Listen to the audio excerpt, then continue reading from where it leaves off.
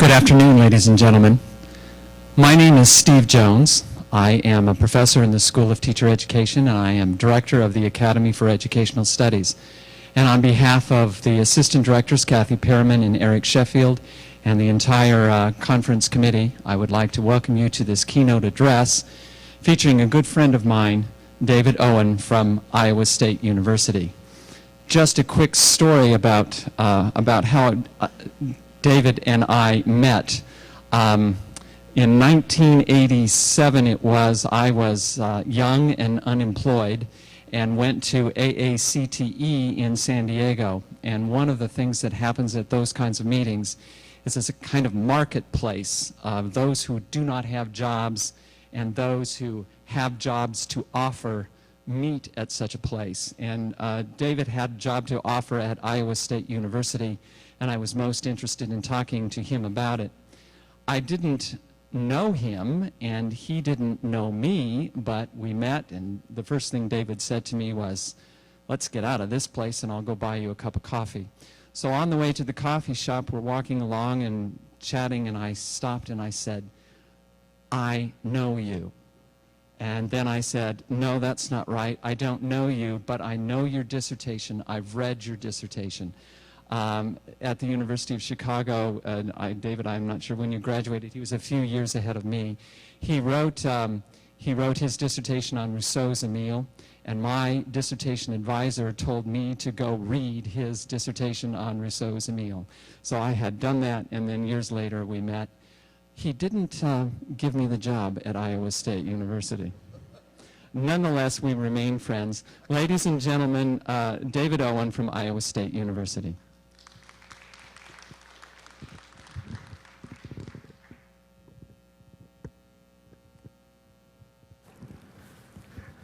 Thank you, Steve. Sorry about the job, but I think you ended up in a better place down here by far than what we're going through up in Iowa. And I was happy to accommodate anybody who was an enthusiast of Rousseau. There are not many of us out there, and so we all need to hang together as well we can. My remarks are going to take about 35 minutes, so I'm going to leave about 10-15 minutes at the end for you to have some questions if there's anything, which may be doubtful, that you want to ask a question about. So let me get started. Given the theme, Why Do Kids Hate School, I've decided to entitle my remarks, A Question of Context. More than 400 years ago, in the famous balcony scene of Shakespeare's Romeo and Juliet, the young Romeo, longing for Juliet, sighs that, quote, "Love goes toward love as schoolboys from their books, but love from love toward school with heavy looks." So the reality expressed in the theme of this conference is unquestionably not new. However, such recognition does not imply that this reality is an inevitable condition which releases us educators from an obligation to strive continually to find ways to reduce or even eliminate that obdurate experience of childhood.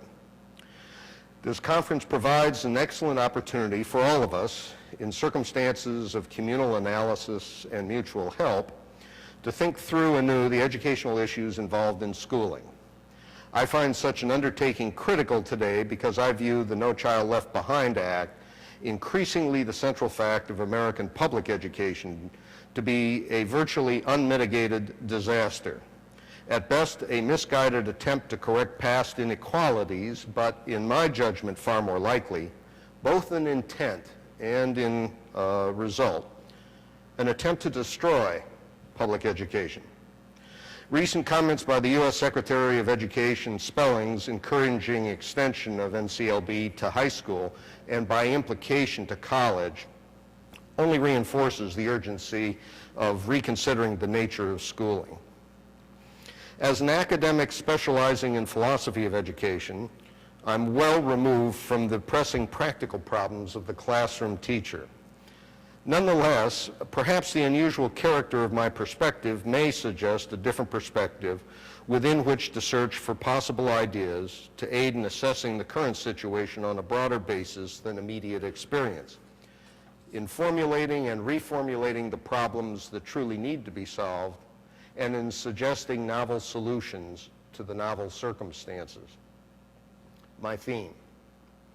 Early in my career, I shared an office with an elderly professor who had studied with John Dewey. He told me the following story. Practicing teachers would come to Dewey late in his career at Columbia University and request help in improving their teaching. Their archetypal question was, what do I do Monday morning? Surprisingly for the questioner, given the great pragmatist that Dewey was, he would invariably respond, think about it. Great question, great answer. Let me follow his advice and suggest several things we might like to think about. I'll divide my comments into two halves, the first regarding various contexts within which U.S. schooling occurs, and the second suggesting several ideas that might be used to deal with those circumstances. In attempting to give a partial answer to the question this conference asks, I would encourage us to locate an answer in the largest framework, exploring it from historical, economic, sociological, cultural, political, and higher education context, in order to see some of the complexity of the circumstances of elementary and secondary schooling. I will hypothesize as my audience a practicing teacher, someone who, given all the demands, limitations, frustrations, even contempt, both explicit and implicit, which he or she faces daily when trying to teach, is driven to ask, what's going on here? What am I up against? To provide some focus, I will organize my comments around a particular theme in American education, anti-intellectualism. I will be using the term intellectual in a broad fashion to refer to any thinking that is more than a mechanistic, reductive procedure, more than just technique. Thus, the charge of anti-intellectualism implies an unwillingness to review the character of ideas under consideration, to take a critical stance with respect to them, to call into question the ideas of authority, of tradition, of habit. I also want to note that the charge of anti-intellectualism is one frequently applied to teachers themselves. I wish to dissociate my remarks entirely from that charge. In the current climates, teachers are being blamed inappropriately, even unconscionably, for educational results over which they have increasingly limited or even no control. I consider the blame heaped upon teachers today as being, for the most part, morally akin to blaming the victim for the behavior of others. My thesis here is that teachers face a profound paradox today. They're asked to prepare children to be critical thinkers, lifelong learners, yet both teachers and students function in contexts which overwhelmingly militate against such thoughtful behavior, one which is profoundly anti-intellectual. Let me briefly point out a few examples. Because I'm going to be running through some stuff, I decided to provide a little bit of a cheat sheet to help you as I go along. The various contexts. The historical context. One of the most striking national features of recent history is the attempt to frame an increasingly broad range of issues, both domestically and internationally, in Manichaean terms. You may remember that around 1800 years ago, the Mani took the position that the world was radically divided between spirit and flesh, soul and body, good and evil. The current form of this either-or view of the world has undergone rapid change. Initially, after the attacks on September 11th, the nation was encouraged to engage in a military war on, quote, terror. This soon evolved rhetorically into a political struggle between democracy and its opponents. Most recently, it has become increasingly characterized as a conflict between Judeo-Christianity and so-called Islamic fascists, a so-called clash of civilizations reminiscent of the Crusades. For my purposes, what is important here is the progress of ideas represented in the evolving rhetorical portrayals. What began as a question of inappropriate behavior, terror, became one of proper governance, democracy, and has culminated in an englobing conflict over faith, essentially Christianity versus Islam.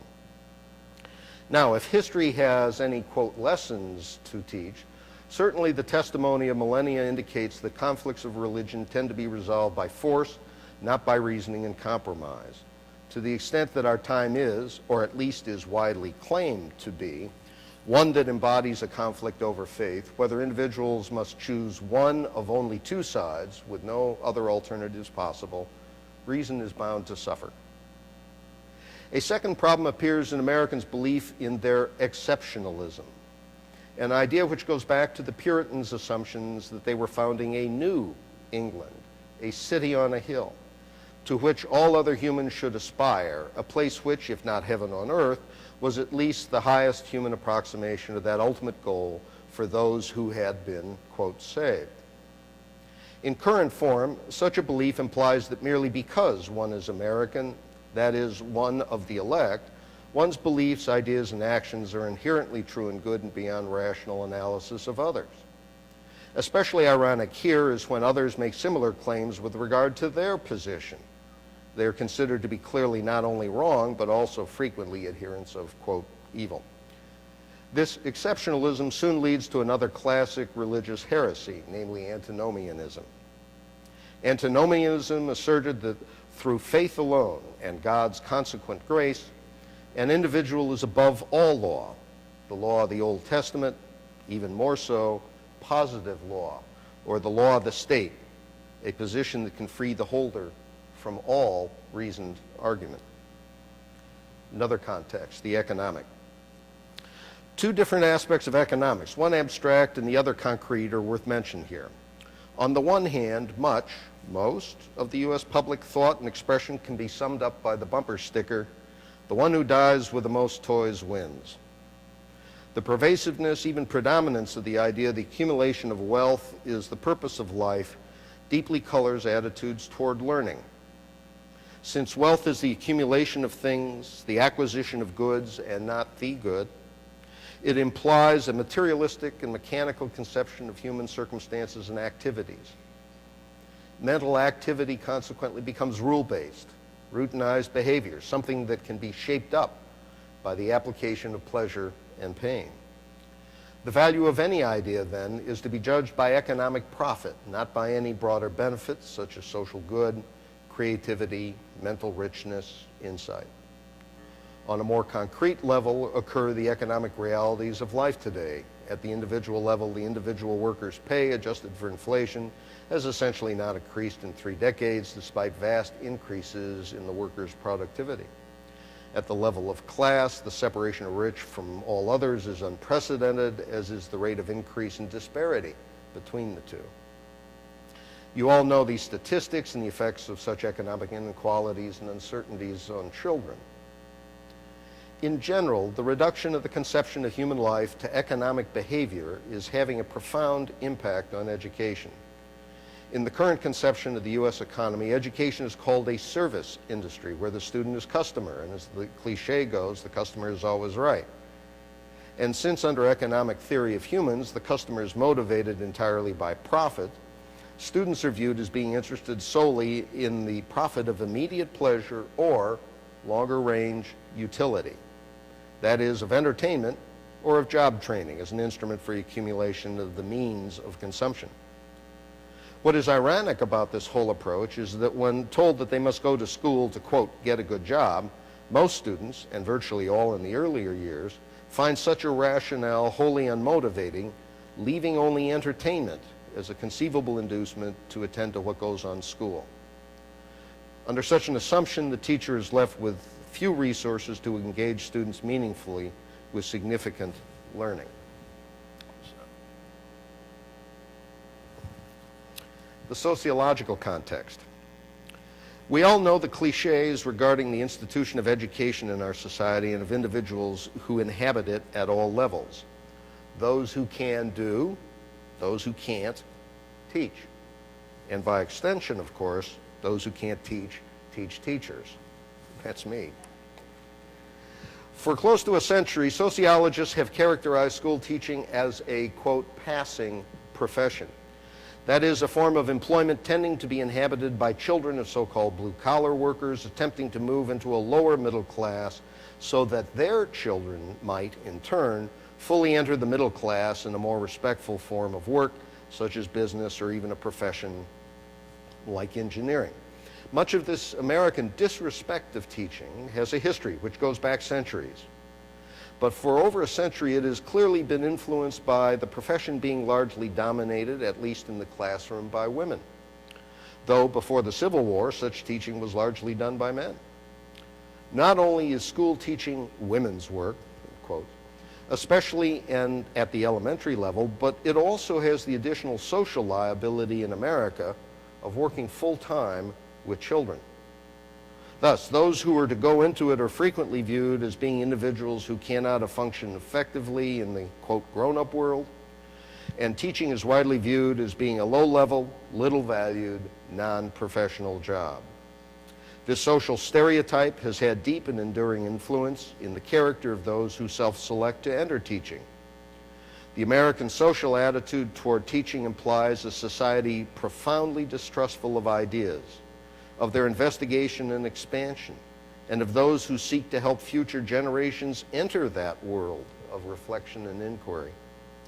I would argue that it has a powerful anti-intellectual influence on children, which affects how they perceive what is involved in the sole formal institution dedicated to helping them grow up. The cultural context. Anyone who teaches today recognizes the profound influence culture has on everyone in the United States, including the young. Studies have repeatedly shown that children spend substantially more time engaged with the media than with any other waking activity, whether family, school, or the natural world. This leads to widely recognized consequences such as not only children's increased demand for an entertaining environment and immediate reward for engaged activity, but also their decreased, quote, attention span and willingness to use books, magazines, newspapers as an enrichment of personal experience. Equally problematic is the media's power to shape children's values, including the value of thinking, with regard not only to their assumptions about consumption, but even to their acceptance of the media's apparent preference for force rather than mediation, reasoning, in the resolution of conflict. In teaching a college course in media literacy, I gained personal experience regarding the difficulty of suggesting that young adults in a teacher preparation program, the students being obviously products of the present media culture, reflect upon how powerfully and unquestioningly their view of themselves and their world is shaped by media. In short, the media, even if just one among a number of cultural influences on students, exert a considerable extent an anti-intellectual influence that inhibits, even prevents students from cultivating a reflective view of themselves and their world. The political context. What are the political conditions that help set up an overwhelmingly anti-intellectual climate that teachers have to face with their students? No child left behind. Need I say anything more? No. But also, yes. After all, I'm an academic. Although these supporters of the original legislation thought it would assist disadvantaged students if properly funded, which of course due mainly to the cost of the war in Iraq, it never has been and almost certainly never will be. Much of the main support arose from individuals and organizations who were consciously and publicly hostile to state-supported schools, and it intended the legislation to be a way to destroy public schooling in the U.S. and thereby to restructure, probably through vouchers, all education as being private and, for many, hopefully religious. But beyond that specific motive driving much or most of the support for No Child, one can say much more. It's worth remembering that it has a lineage that traces back through Goals 2000 legislation to the original parentage in the nation at risk in 1983. So a number of presidents have signed off on this since 1980. The quarter-century movement clearly expresses all the various contexts, historical, economic, sociological, cultural, mentioned above, and politically codifies them in a public policy. We have then, in essence, what I would describe as, and here's a phrase that really sums up everything that I'm talking about, legislated philosophy, a particular interpretation of the world put into policy format. In particular, through exercise of political power as translated into legislative enactment, a particular philosophy has been imposed nationwide on public education, a philosophy fundamentally reductionist and in its most common materialistic and mechanistic formulation, explicitly anti-intellectual. In education, it draws together a vast variety of tendencies into a particular expression of the nation's character. It is an expression that claims to be objective and therefore definitive, brooking no question, argument, alternative. It alone defines what is true, excluding all else as false. The educational context. I'm going to skip over this so that I've got time at the end. Briefly, what I say is that from the university on down, the phrase education means business seems to be the principal operative idea. Second, that the nature of knowledge, which in the 20th century was greatly refined into a reductionist interpretation, particularly driving university research, has been a ready instrument in the hands of corporate funding of research to corrupt, in my judgment, at its very heart, the nature of all research going on in universities, including the research on education. One can no longer trust what a university professor says without having some knowledge of what their financing is and who they're getting paid by. My general conclusion to this first half, in the transformation of the study, such then are a few of my individual observations on various problems of context within which public education takes place. When one looks at the above as a whole interconnected nest of contexts, and I've obviously omitted numerous crucial issues such as those of gender, race, class, partly because they are amply addressed by others at this conference, as well as omitting a whole host of topics related to the subject of psychology, which has historically been the, quote, mother discipline of educational research, a tradition which is itself a very problematic issue. One would be justified looking at how these all fit together in concluding that nothing short of astonishing that any serious educational benefit is observable in public schooling. Yet such benefit does exist.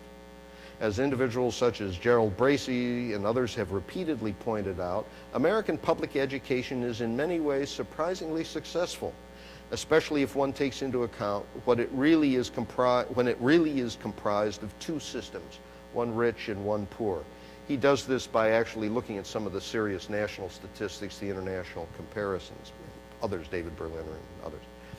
On the whole, for example, national standardized test scores have never, quote, plummeted, as the newspaper said, and international comparisons such as Timms and Pearl's show, when reflectively interpreted, that American results are at or near the top of those industrialized societies. In short, when account of all the forces working against serious education are taken into account, American public school teachers should on the whole be praised, not vilified, for their successful contributions to children's growth. Let me go to my second half here.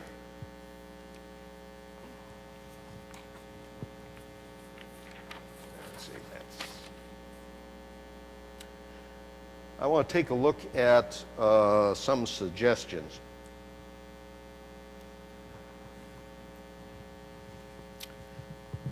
Now then, for the second half of my remarks, having to do with suggestions for improvement of the current situation. Although, like Bracey, I do not believe that public school system is broken, I do believe that it has a number of problems that require urgent attention. As implied above, I hold that a variety of ways of conceiving of education exist, ones at odds with the currently dominant mode, and that if our culture were willing to overcome its anti-intellectualism, tools and actual examples exist which could help us address our educational problems more creatively and effectively. So, given the constraints of time, I will stay with my theme and focus on what I see as potential improvements in the intellectual preparation of students, recognizing that a number of other important issues related to the context briefly discussed above are also very important for our attention and action. Let me here briefly describe the general direction of my research. I've come to the conclusion that the most important fact of the history of ideas, including the ideas of education, is the ongoing disagreement among individuals of great intellect, honesty, and humanity, both in the West and insofar as I have been able to investigate in the East. At their most fundamental, these disagreements are enduring and take on a structural coherence and continuity, though the language and facts of those disagreements may change over time. In this respect, I'm a follower of the American philosopher Richard McKeon, who died in 1985 and was greatly influenced by John Dewey. McKeon's central position grew out of an insight of the Roman orator Cicero, namely that, quote, "The truth is one, though the expressions of it are many." McKeon explored this insight and ended up distinguishing 4 different modes of thought. That's his technical term, mode of thought. That is distinct ways or methods of thinking, which endure over time and which are all present at any one time, though 1 or 2 dominate at that time. He called this approach intellectual pluralism. Based on McKeon's work, I've tried to explore the educational consequences of his position. His modes of thought are not just different ways to explain, for example, Howard Gardner's theory of multiple intelligences, where Gardner distinguishes among logico-mathematico, spatial, kinesthetic, and a number of other intelligence. McKeon argues that with regard to thinking itself, a variety of ways exist. The 4 different approaches to thinking emphasize respectively parts, wholes, problems located midway between parts and wholes, and perspectives, the skeptical stance.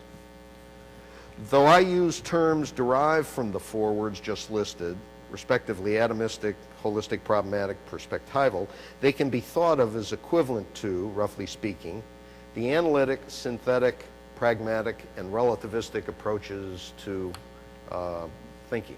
I made a little, which I hope will be somewhat intelligible. Yeah. I'm sorry, I'm throwing a lot at you, but it's the spirit of what I'm doing, not the details that are going to matter. So the 4 are up there, and then there are a couple columns indicating different things I want to talk about. Rather than explore some of the abstract consequences of this approach to intellectual interpretation, including those in the field of education, we can look at several of the practical consequences of this pluralistic approach. For instance, in my view, the 3 most important schools of the 20th century reflect 3 of the 4 different modes of thought that I just listed. Each of these schools was successful in practice, though the meaning of that success differs radically from school to school. Let me briefly describe them. The first great school is A.S. Neill's Summerhill, a boarding school founded in 1923 and still in existence today, run by his daughter in Leiston, England, which embodies a perspectival mode of thought in its education. It is a truly free school where children never have to go to class if they choose not to. In practice, as they enter their teens, students almost universally do choose to go to class and prepare either for the National High School Leaving Exam or the National College Entrance Exam. For me, the school is important because it has consistently demonstrated for 8 decades that only 2, at the most 3 years, of formal schooling are required for someone to graduate high school and, if interested and able, to enter college, including the best, like Oxford and Cambridge, as Summerhillians in fact actually have. The perspectival aspect is reflected in each child's choosing what is for her or for him the best way to achieve happiness, the overarching purpose of Neill's school. The second grade school, the Dewey School at the University of Chicago, existed from 1896 to 1904 when Dewey and his wife, who had been principal, left and went to Columbia. Fortunately, we have an extended account written in the 1930s from two sisters who were teachers at the school, which embodies what I would call the problematic mode of thought. Here, students worked in what Dewey characterized as, quote, an embryonic community, a very powerful phrase. Learning as a group how to address the fundamental functions of human existence as reflected in the issues of food, clothing, and shelter, all taken in increasingly rich and complex meanings. For me, the school is important because it brilliantly evidences as its purpose both a thoroughly integrated community that truly educates for an adult life of participatory democracy, and, equally important, a thoroughly integrated curriculum leading to an adult who knows his or her own mind and feels empowered to solve the problems that arise in life. The third great school, the Waldorf School, was founded in 1919 by the German philosopher Rudolf Steiner in Stuttgart, Germany, and has grown to be a worldwide educational movement with over 300 schools and a college in the United States alone. Steiner's approach to schooling embodies the holistic mode of thought. In this instance, that means that his curriculum integrates the historically broadest conception of the human being, physical, emotional, intellectual, spiritual, in a series of developmental stages. For me, the school is important because its purpose is to explore the widest possible sense of what it means to be human, and because it places art and aesthetics at the very heart of that educational exploration in childhood, a conception of educating which goes all the way back to Plato's Republic. Absent by design from this list of great educational innovations of the 20th century are any of the schools embodying the atomistic mode of thought. This approach represents the last century's leading view of schooling, resulting in a mechanistic conception of thinking and schooling as expressed in the various traditions of behaviorism that have dominated the period, both those based on pain and the threat of pain, or as in Skinner's innovation in operant conditioning, those based on pleasure and the desire for such. The atomistic mode of thought truly culminates in the behaviorism of No Child, which is why I described it above as a piece of, quote, legislated philosophy, something which in its very nature stifles intellectual inquiry. For our purposes here, I'm going to jump back.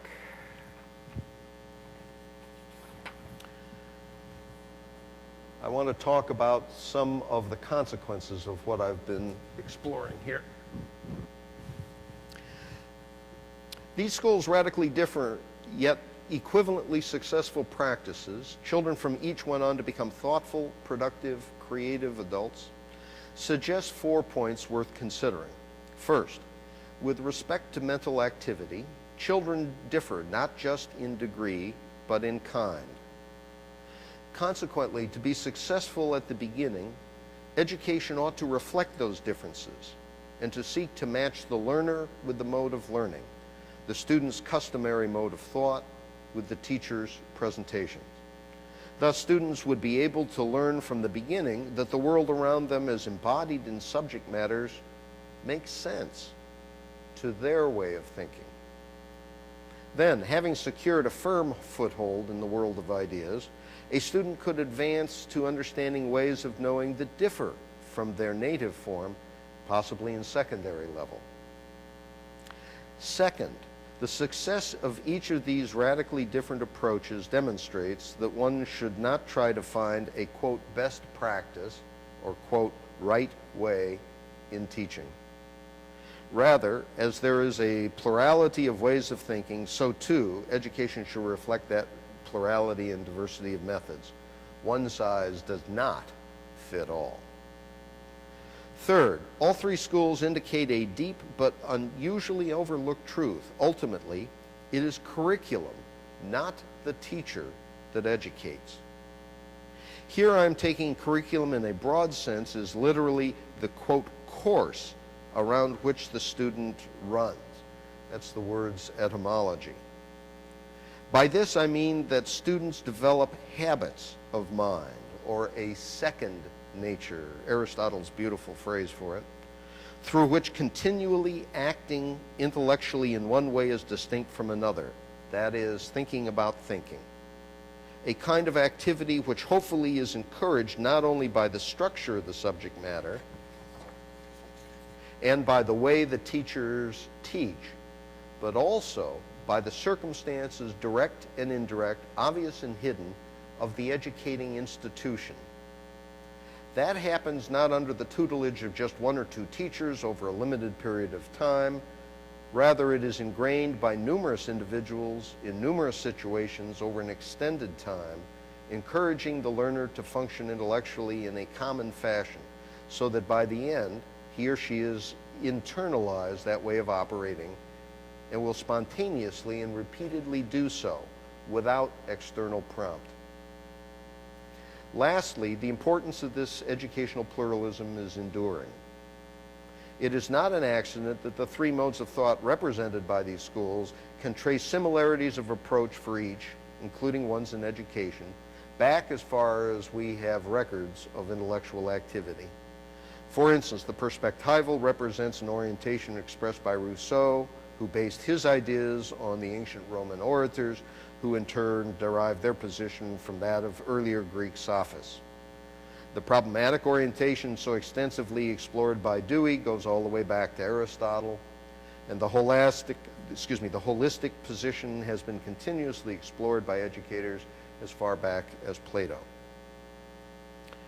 My aim here has been to suggest that in thinking about how we should respond to the question of why children hate school, we recognize that these three schools also face circumstances in which anti-intellectualism was an important aspect of children's lives, but by means of a thoroughgoing working out of one of the modes of thought, a school and a curriculum were invented which more than offset the limitations of context, which in fact cultivated the growth of individuals to become adults living rich and humane lives. So we return to where we began. Why do kids hate school? Dewey's response is still fitting. Think about it. I have cut this paper short. There were a couple things that you might just want to note as short suggestions, because sometimes you can't rebuild the whole car as you're driving along. And I suggest some of the current, last 100 years is current for me, educators who have suggested various particular kinds of innovations, and I've listed a couple of them up there that you can look at as we're talking. Questions? If you have a question, please raise your hand and give me a moment.